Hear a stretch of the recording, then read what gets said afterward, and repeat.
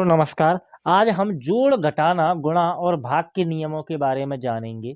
दोस्तों, आपको जो अपने 8th होता है, 9th और 10th में ये जो नियम रहते हैं ये आपको बहुत काम आते हैं, और जिन स्टूडेंटों को ये नहीं आते उनको सवाल को करने में बहुत ज़्यादा प्रॉब्लम आती है।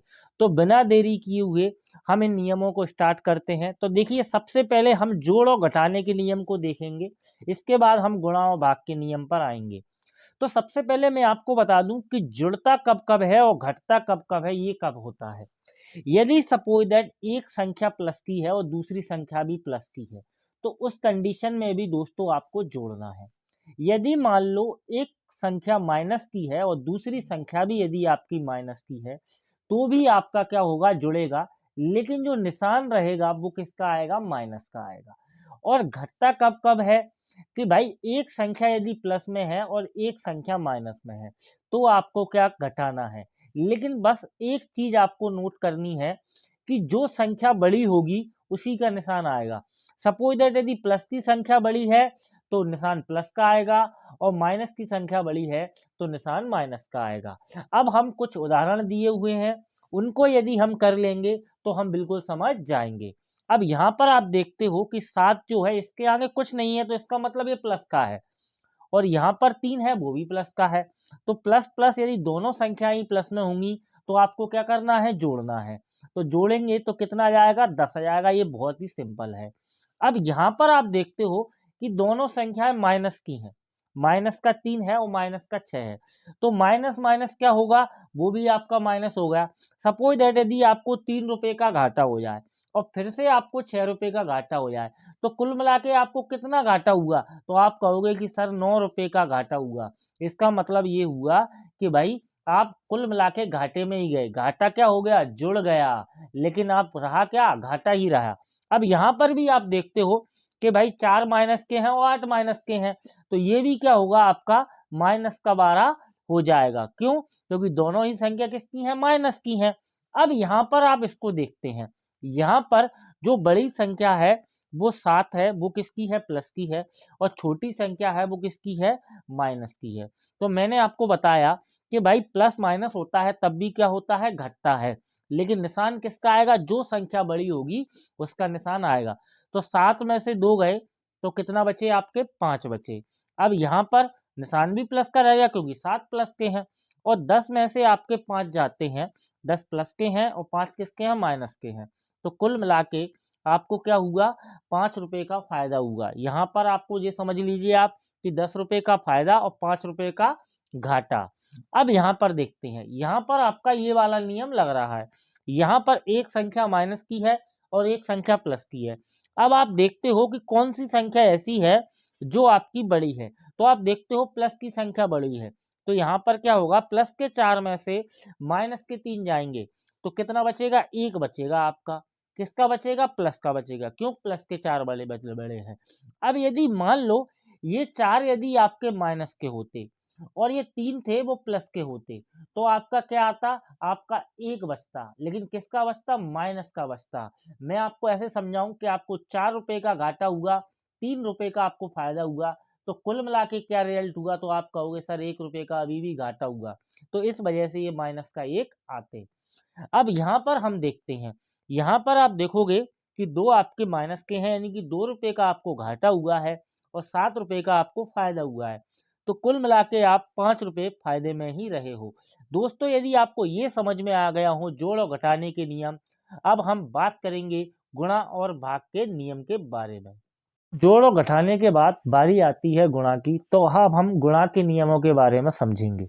देखिए, गुणा के नियमों में आपको क्या समझना है कि यदि दोनों संख्या ही आपकी किसकी हैं, प्लस की हैं, तो यदि उनका गुणा होगा तो आपका जो रिजल्ट मिलेगा, मतलब आंसर आपका प्लस में आने वाला है। आंसर क्या होगा, आपका जोड़ में आने वाला है। यदि मान लो दोनों ही संख्या माइनस की हैं तो क्या होगा, तो आपका उस कंडीशन में भी क्या होगा, प्लस होगा।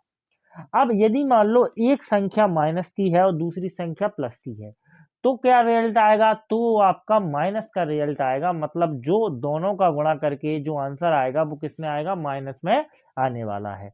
और यदि मान लो एक संख्या प्लस में है और एक माइनस में है, तो जो रिजल्ट रहेगा वो फिर भी आपका किस में, माइनस में आएगा। ओके। अब आपको ये यदि समझ में आ गया हो तो हम सवालों को समझ के आपको बिल्कुल क्लियर हो जाएगा। देखिए 2 का गुणा करना है 5 से। अब मैंने आपको बताया कि यदि दोनों ही संख्या प्लस में हो तो आपका क्या है प्लस में आने वाला है, तो 2 पंजे कितना हो जाएगा 10। अब उसके बाद आप देखते हो कि यहाँ पर दोनों ही संख्या माइनस की हैं और इनका गुणा होना है। तो माइनस और माइनस का जब गुणा होता है तो वो क्या हो जाता है प्लस हो जाता है और कितना हो जाएगा 6 दूनी 12। अब यहाँ पर कोई निशान नहीं है तो इसका मतलब प्लस का निशान है। -3 का 4 में गुणा होगा, एक संख्या माइनस की है एक संख्या प्लस की। इसमें आपको जोड़ने घटाने की तरह ये नहीं देखना कि भाई सपोज दैट यदि ये माइनस के 4 होते ये प्लस के 3 होते तो भी आपका निशान माइनस का ही आने वाला था। तो 4 × 3 = 12। अब निशान किसका आएगा, वो आएगा माइनस का। ठीक है। अब यहाँ पर आप देखते हो कि यहाँ पर भी वो माइनस और प्लस वाला खेल है। तो 7 पन्ना कितना हो जाएगा 35 और निशान किसका आएगा माइनस का, मतलब माइनस के 35 आपका आंसर आने वाला है। अब ये तो हो गए आपके गुणा के नियम। अब बारी आती है भाग की। तो भाग में हम आपको बताते हैं कि सपोज दैट 35 का यदि आप 7 में भाग देते हो यानी कि प्लस का ही 35 है और प्लस का ही 7 है, दोनों ही संख्या प्लस की हैं और यदि आप भाग करते हो इनका तो 7 पन्ना कितना हो जाएगा 35। यहाँ पर दोनों प्लस की हैं तो इस वजह से क्या निशान भी आपका प्लस में आने वाला है। दूसरा सवाल देख लेते हैं। सपोज दैट माइनस का 28 है और यदि आपको भाग देना है इसमें माइनस के 10 के।